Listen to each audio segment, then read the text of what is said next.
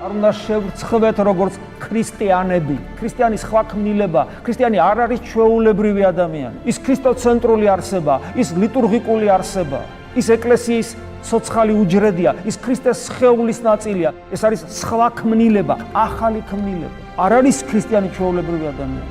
მაგრამ სამაგეროდ ქრისტიანი ის ადამიანია, რომლისათვისაც მთელი სამყარო შეიქმნა, როგორიც უნდა იყოს ადამიანი. ქრისტიანი არის ადამიანი, რომლის პირველ სახე თავად ღმერთია ადამიანად მოსული. ჩვენ ქრისტეს მსგავსნი ვართ ყველანაირად, ხორციელათაც მათ შორის. ამიტომ როცა საუბარია, რომ ადამიანი მსგავსია ღვთისა, აქ ხორციელ მსგავსებაზეც საუბარია. რომ მართალია ქრისტე ადამის მერე მოვიდა, მაგრამ ადამი შეიქმნა ქრისტეს მსგავსად, როგორც წმინდა ნიკოლოზ კავასილა გვასწავლის.